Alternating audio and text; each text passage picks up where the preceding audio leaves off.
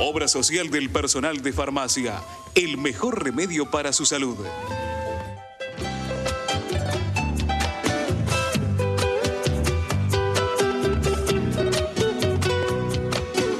En este programa del día de hoy del Proyecto Federal, bueno, está con nosotros, lo habíamos adelantado, y por si recién te incorporás al programa, Patricia Dominicini va a tocar un tema al cual reviste cuidados, pero tampoco para asustarse, ¿no? El momento de que a vos, por ejemplo, te comunican que estás embarazada y a partir de ahí, a ver, ¿qué debo hacer? ¿Qué puedo tomar? ¿Qué medicamentos sí? ¿Qué medicamentos no? En cierta forma también cómo el profesional te debe informar y te debe dar el asesoramiento en el momento. ¿Cómo estás, Patricia? Muy bien, Luis. Bueno, ¿hay que tener tanto susto y cuidado como por ahí algunas mujeres piensan? No hay que tener susto, sí, cuidado. Porque acá uno a veces cuando dicen, vos decías muy bien esto del medicamento, lo primero que dicen, ¿no? Las mujeres que se enteran que están embarazadas, yo no puedo tomar nada, no puedo tomar nada. Bueno, pero también hay que pensar que no solamente está el bebé, sino que está la mamá. Y que la mamá puede sufrir de determinadas condiciones en donde sí es necesario tomar algún tipo de medicación. A lo que nosotros apuntamos es que no hay que tomar medicación sin ninguna indicación médica, ya sea que se trate de medicamentos de venta libre o, por ejemplo, hierbas medicinales, porque muchas veces, y como yo siempre sostengo, el hecho de que algo sea natural no quiere decir que sea inocuo. Entonces acá hay que hacer una diferenciación, porque hay mujeres que pueden, si no llegan a tomar una determinada medicación, puede correr riesgo el embarazo en sí, o sea, puede no llegar a término, como pasa con las mujeres embarazadas que son insulinodependientes, o sea, diabéticas, insulinodependientes. La insulina es una medicación, bueno, no se puede prescindir de ella.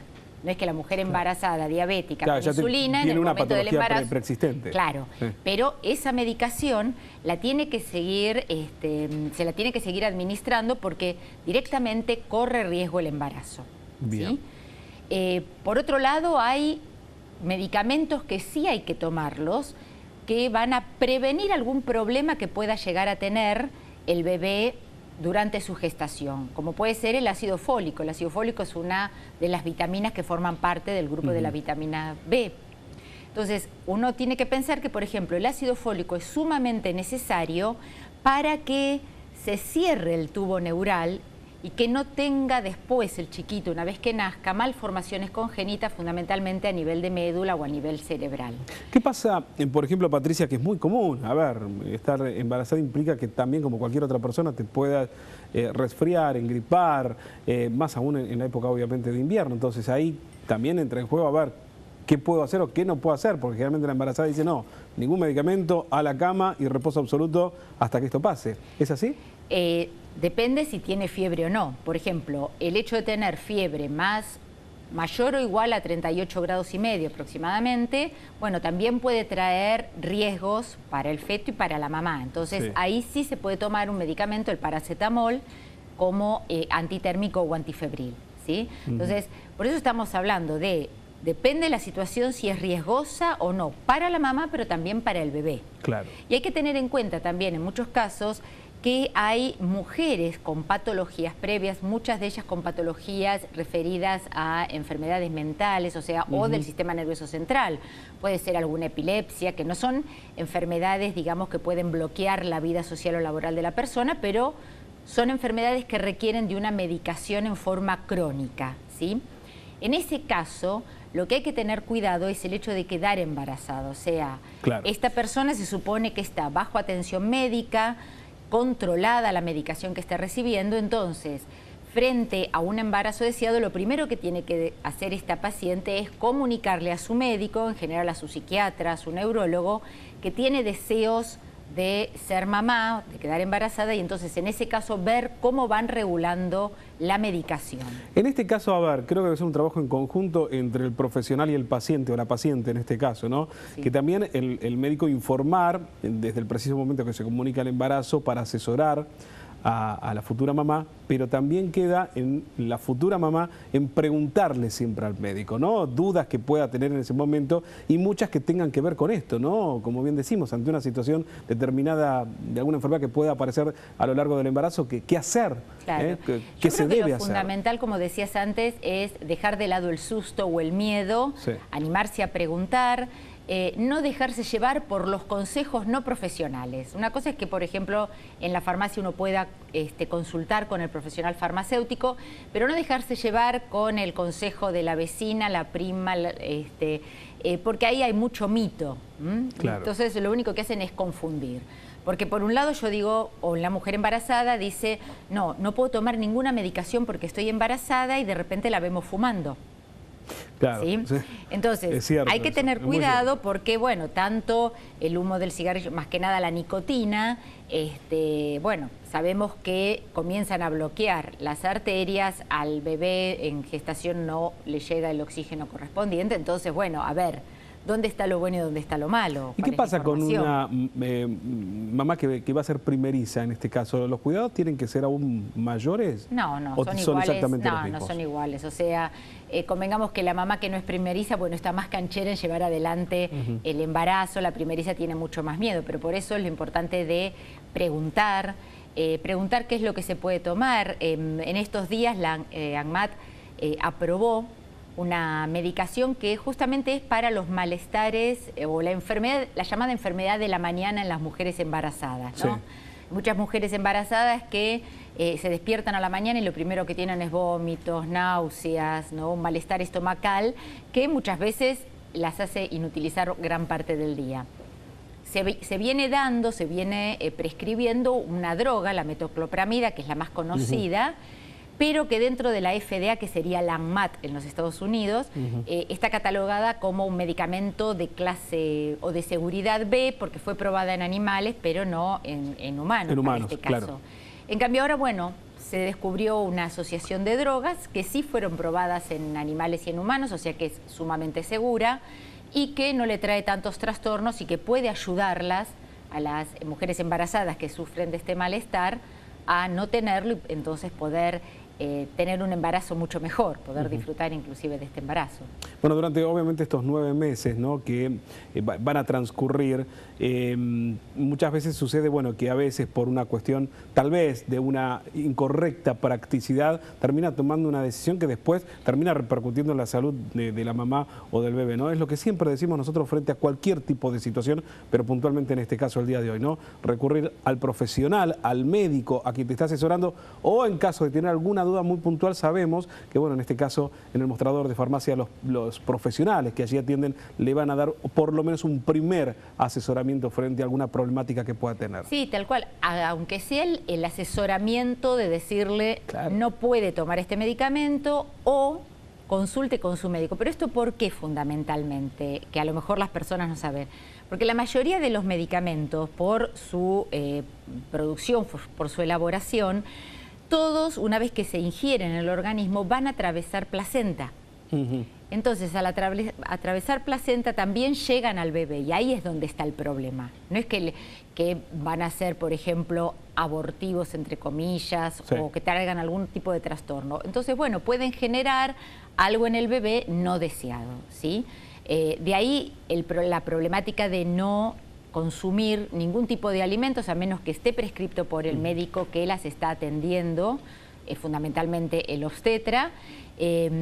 En la farmacia obviamente pueden llegar a preguntar o reasegurar cómo tienen que tomar ese medicamento, pero bueno, ya vuelvo a repetir, más allá de que sean hierbas medicinales, más allá de que sean medicamentos de venta libre, no pueden ingerirlos sin la prescripción médica, salvo, por ejemplo, el paracetamol, pero siempre y cuando haya una condición que lo amerite. Patricia, ¿qué pasa con las vacunas? Por ejemplo, la antigripal, en un caso de embarazo, ¿se debe dar? Sí, la antigripal sí, la antitetánica también. Igualmente la antitetánica ellos ya la tienen prevista, el mismo médico le va diciendo cuándo tiene que aplicársela, fundamentalmente por los riesgos en el momento del parto, Claro, ¿no? O sea, en el hecho de que hay muchos partos que se presentan como partos naturales y de repente en el medio del parto sucede algo que el médico digamos, determina que hay que hacer una cesárea. como hay un campo abierto, un campo quirúrgico abierto, bueno, por un riesgo de ahí que se le aplique la vacuna antitetánica. Pero digamos la antigripal sí, y bueno, lo que estamos haciendo con esto es que la mamá genere anticuerpos, que por otro lado esos anticuerpos iban a atravesar todo lo que sea el canal de la leche, por lo tanto, cuando la mamá tenga que amamantar al bebé, o sea, durante la lactancia, le va a pasar esos anticuerpos al bebé, por lo tanto es mucho más beneficioso. Y si la madre con la vacuna no se engripa, no llega a ese estado gripal, bueno, no va a tener tampoco necesidad de tomar medicamentos. Hablamos de medicamentos, pero en cuanto a la alimentación, es un tema no menor, ¿no? Bien, si bien no es mi tema específico, está la profesional acá que va a hablar. Por eso después vamos a hablar con que, digamos, lo fundamental en las mujeres embarazadas es no, salvo que tengan alguna condición especial, como puede ser alguna persona diabética, bueno, hacer una dieta balanceada, equilibrada, porque sabemos que ahí vamos a tener los nutrientes necesarios. En síntesis, 3 consejos que le des a la señora, a la chica que está esperando a su hijo, qué es lo que debe hacer y qué es lo que no debe hacer en cuanto a los medicamentos. En cuanto a los medicamentos, fundamentalmente no asustarse si es que necesita algún tipo de medicación, que siempre recurra al médico para que le dé, digamos, el diagnóstico y la prescripción precisa sobre lo que tiene que tomar. Las vacunas, obviamente, fundamentales, que se las aplique sin miedo. Fundamentalmente. Y siempre estar al lado del médico, ¿no? Exactamente. Ante cualquier duda. Ante cualquier duda, al lado del médico. Patricia Dominichini, muchísimas gracias, como siempre, por traernos información y aclararnos un poco distintas situaciones que se pueden presentar, en este caso, para quien va a ser futura mamá. Muchas gracias. Gracias a ustedes. Seguimos nosotros en Proyecto Federal. Vamos a hablar también de un tema que tiene que ver con la mujer, que tiene que ver con la prevención. Adelante, Gustavo, vos, por favor, dale. Estamos ahora con la licenciada Sofía Delías. ¿Cómo te va? Muy bien. Nutricionista. Bueno, en la apertura del programa hice un comentario de las dietas hiperproteicas. Vemos gente que... A ver, vemos cómo somos los argentinos. Comparamos modas, uno le recomienda al otro. Vamos a hacer una analogía con lo que dijo Patricia Dominichini, aquella amiga que le dice, estoy con esta dieta hiperproteica. Y lo que yo me pregunto, todos los organismos no son iguales. Y me imagino que una dieta hiperproteica, o sea, mucha carne, poco hidrato, después explicás vos, de alguna manera tenés que hacerte un estudio, el funcionamiento del hígado es el mismo, el funcionamiento de los riñones es el mismo, ¿cómo afecta todo esto, no? Bueno, para empezar a hablar, o sea, una dieta hiperproteica, como dice el nombre, es una dieta que tiene un consumo elevado de proteínas. ¿Por qué aclaro esto? Porque una dieta normal, según la OMS o según cualquier organismo que avala una dieta balanceada, en general se basa que el 50% de lo que comamos sea a base de hidratos de carbono, ¿no? Y en cambio estas dietas, en contraposición, son a base generalmente de proteínas. Cero hidrato, cero. Las hiperproteicas estrictas tratan de eliminar cualquier tipo de hidratos o alimentos que tengan hidratos. ¿Te puedo interrumpir? Sí. Porque la pregunta básica que uno hace es la siguiente. Bueno, sabemos que el hidrato engorda, pero el cero hidrato, la ausencia de hidratos de carbono prolongado, ¿qué es lo que le pasa a la gente? ¿Qué produce? Bueno, en realidad es que hay un mito que el hidrato engorda, ¿no? Sí. Hay que aprender a entender qué significa que el hidrato engorde. O sea, lo que tenemos que tratar de aprender a comer es buenos hidratos de carbono, ¿sí? Las últimas actualizaciones en nutrición se habla de comer hidratos complejos. ¿Qué significa hidratos de carbono complejos? Los cereales integrales, todo lo que sea panificación integral, legumbres, todos esos hidratos, si bien tienen un alto contenido de calorías, son hidratos de carbono buenos porque no generan un aumento brusco de la insulina, porque no hacen que el hígado a través de ellos acumule grasas, ¿sí? Entonces... A ver, esto de las... A ver, corregime, porque también uno va aprendiendo, ¿no? Claro. A medida que también se va informando. Esto de las dietas proteicas o las dietas basadas en otros tipos de alimentos exclusivamente, ¿tiene que ver con la denominada dieta disociada o nada que ver? Sí, se llaman así. En realidad la dieta hiperproteica se llama que es una dieta incompleta, ¿sí? ¿Por qué? Porque no cumple con la ley de la calidad. para que una dieta sea... La pirámide de la alimentación. Sí, hay 4 leyes de la alimentación, ¿sí? Que es la ley de la calidad, que habla de que una dieta para que sea que tenga buena calidad tiene que tener todos los macronutrientes, que son las proteínas, grasas, hidratos de carbono. Y estas dietas se llaman incompletas o disociadas porque justamente no cumplen con esa ley. Entonces la pregunta es la siguiente: si yo estoy empezando una dieta que no está cumpliendo con una ley básica de la alimentación, ¿es sana o no es sana? Esa sería como... Claro, porque ver a alguien delgado no quiere decir que esté sano, claro, o viceversa, claro, ¿no? Por supuesto. Y además el punto está que las dietas las hiperproteicas están muy de moda y tienen mucho éxito porque es verdad que la persona que empieza con una dieta hiperproteica baja de peso rápido y se genera un aumento en el metabolismo, eso es cierto. ¿Pero por qué? Porque al no consumir hidratos de carbono, el hidrato de carbono se sabe que cada 1 gramo de hidrato de carbono se absorbe 1 gramo de agua. Entonces la persona que consume hidratos de carbono retiene líquido.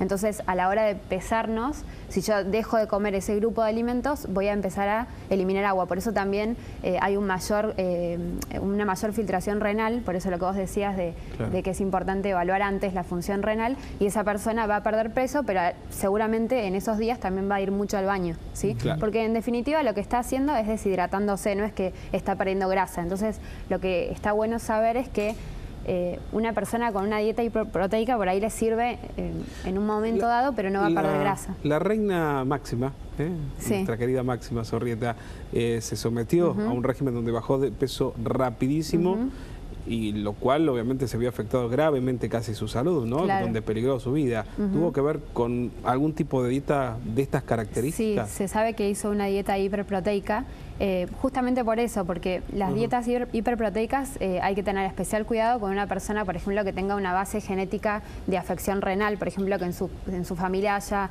problemas renales y que esa persona pueda tener una base genética de problemas renales, porque justamente el riñón no está acostumbrado a filtrar tanta cantidad de solutos, y como la proteína es una molécula compleja, para eliminarla y todo el metabolismo que genera esa proteína es mucho más difícil que otro como el hidrato de carbono. Entonces eso es uno de los principales puntos. Y otro también el hígado, ¿sí? El cuerpo, como dijimos, está acostumbrado a que la mitad de su alimentación sea hidrato de carbono, y no es lo mismo el metabolismo del hidrato de carbono que de la proteína. Es mucho más complejo, digamos, desarmar esa proteína, porque en definitiva lo que necesita el cuerpo es la glucosa, ¿sí? Claro. La glucosa a través de los hidratos de carbono, la vía metabólica es mucho más simple. En cambio, obtener glucosa a partir de proteínas es más difícil. Por eso el hígado hace un trabajo más importante y puede generar algún problema. Sofía, de los hidratos de carbono, si tenemos que establecer una pirámide, ¿cuáles son los más convenientes? Bueno, lo que yo decía antes, los hidratos de carbono complejos, todos aquellos que generen más trabajo digestivo. Por ejemplo, los cereales integrales como arroz integral, trigo integral, harina integral, todo lo que tenga cáscara, digamos, ¿sí? También todas las legumbres que de por sí tienen la parte de integral, que tienen cáscara, esas son las más recomendables. Y después, a partir de la harina integral, toda la panificación integral, fideos integrales. Y en cuanto a las frutas, ¿todas las frutas son buenas en la alimentación? En un proceso, me refiero, de descenso o de querer descender de peso, casualmente, ¿no? Para seguir lo que te preguntó Luis, la banana engorda, la manzana engorda. A eso iba. Ahí va. No sé, eso es un mito. La banana engorda, porque vos sos un deportista que es reflaco y demás. Que come 8 bananas. Come 8 bananas. Mira, lo que engorda o no engorda depende de, se llama la ley de la termodinámica, de lo que uno consume y lo que uno gasta. Si uno consume más de lo que gasta, obviamente va a acumular grasa y va a engordar, ¿sí? Las frutas son muy importantes en la alimentación porque aportan vitaminas, minerales, agua, son muy buenas, pero en su justa medida. Se habla de la recomendación actual es de 5 al día entre frutas y verduras, o sea, tenemos que consumir 5 porciones de frutas y verduras, y eso a la práctica sería 2 frutas por día. Sí, no más que eso. ¿Qué pasa a una persona que no, en su alimentación, porque me pasa a mí, vos sabés que con la fruta es algo que no hay caso, y le trato de buscar la buena voluntad, pero me cuesta, me cuesta, en serio. Adhiero lo de 2 frutas por día, ya me quedé pensando, veo todas las frutas en la fuente y no, la pirámide nutricional. Entonces agarro y como una banana, una manzana, un kiwi. Bueno, ¿eso está mal? comerse 3 frutas Sí. si uno nunca come fruta? No, cuando uno come fruta regularmente, pero como dijo Luis, Sí. es verano, hace calor, bueno, y uno empieza a comer y se tienta con la fruta. O se levanta a la noche, porque está muy mal que te levantes a la noche y vayas a agarrar el pote de dulce de leche. Ajá. Pero pregunta, ¿está mal que te levantes a la noche y comas una fruta más? No, mucho más sano, mucho Comparativamente, más sano, pero también engorda. No, o sea, como yo dije, depende de la cantidad de las frutas, de por sí tienen hidratos de carbono y tienen fructosa, que la fructosa es el azúcar de la fruta. Si uno, digamos, abusa de eso, obviamente que va a acumular grasa, pero de por sí la fruta es sana, más si la comemos con cáscara. Siempre hay que hay que ser inteligentes a la hora de cómo comer la fruta. Es mucho mejor y más saciante comer una manzana entera con cáscara que tomarse un jugo de naranja. Porque el jugo de naranja estás despreciando la pulpa, la fibra que tiene esa fruta y te estás tomando solamente el azúcar de la fruta. Bien. Y además un jugo de naranja hay que más o menos calcular que son 4 naranjas. Claro. ¿Sí? Entonces, Ahora, es bastante. bueno, a mí, como te digo, me cuesta mucho comer fruta porque no... Sí. La verdad que le escapo muchísimo. ¿Cómo se hace, no? Para poder equilibrar cuando la fruta por ahí no la tenés incorporada en tu dieta diaria. Y lo principal para comer fruta o para comer cualquier alimento que uno no está acostumbrado es tenerlo en su casa, o sea, comprarlo, tener el hábito de comprarlo. A lo mejor uno lo compra y se le pudre, pero a lo mejor la semana siguiente, que ya la compró por segunda vez y sabe que se le pudrió, dice, bueno, esta semana lo pruebo.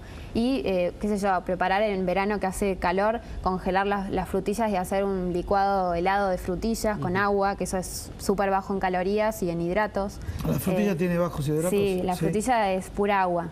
100 gramos de frutillas más o menos son... ¿La sandía también? Sí, la sandía también son... No, estamos pasando a la información.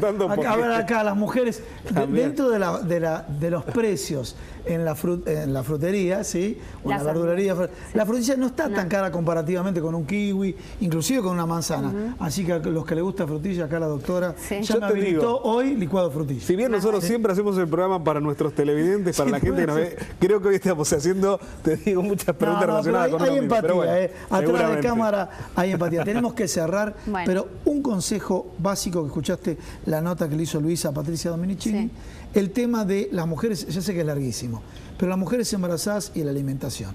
¿La regla es 1 kilo por mes? No. ¿No? Bien. No. Bien, para romper con los mitos, ¿eh? Sí. ¿Quieren que explique eso? Brevemente, dale.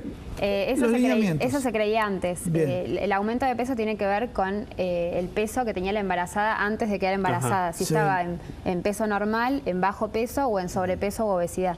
De acuerdo a ese estado, la embarazada puede aumentar desde, por ejemplo... Peso normal. Peso normal puede aumentar hasta 13 kilos si es normal, ¿sí? En todo el embarazo. En todo el embarazo, bien, sí. Perfecto. Lo que hay que controlar es lo que te va a preguntar la mujer, bueno, y esos 13, ¿cómo los bajo? Porque dio a luz y le cuesta bajarlos, ¿no? Y en general los primeros kilos los bajan con la lactancia. La lactancia ayuda muchísimo a bajar de peso y también a redistribuir la grasa corporal, así que no se preocupe, que por experiencia de varias pacientes embarazadas bajan enseguida. Qué bueno. Bárbaro. Sí. Bueno, muchísimas gracias. Gracias a ustedes. Gracias por haber venido. Muy interesante, muy amable. Interesante. Bueno, vamos si te parece, Luis, a la última parte de la nota que le hicimos a Roque Garzón, donde, bueno, principalmente se preguntó todo este escenario de las paritarias, la asunción. El nombramiento del ministro de Trabajo de Mauricio Macri, Jorge Triaca, donde introdujo el concepto de productividad con las paritarias. A eso ya hubo una experiencia en la primera época del menemismo, me parece, con el ministro Caro Figueroa, donde se había intentado aplicar un sistema de productividad y que no dio resultados, lamentablemente, porque eso significaría, dentro de un contexto de un acuerdo empresario, trabajadores y Estado, de hacer las aperturas de los libros contables de las empresas. Nosotros, en el caso nuestro, que somos gremio de servicios, al no tener productividad, tendríamos que hablar sobre gestión de ventas. ¿Cuáles serían los números de venta, sin tener en cuenta quizás la rentabilidad? Porque las empresas, acorde a su posibilidad de financiación que tienen diferentes rentabilidades acorde a esa posibilidad de compras que tienen. Por lo tanto, en el supuesto que eso sí, se diera de esa forma, los gremios de servicio tendríamos que ver sobre facturaciones. Y lamentablemente a veces es imposible llegar a ese tipo de información porque las empresas seguramente no van a permitir.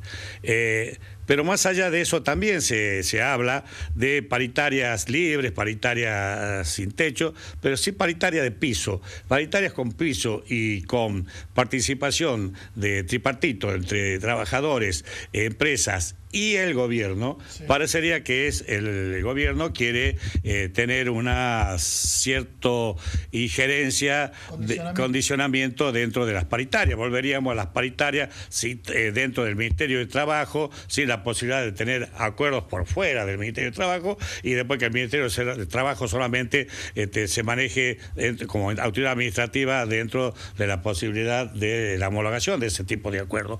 Acá, con un funcionario presente, con políticas prefijadas, no hay paritarias libres.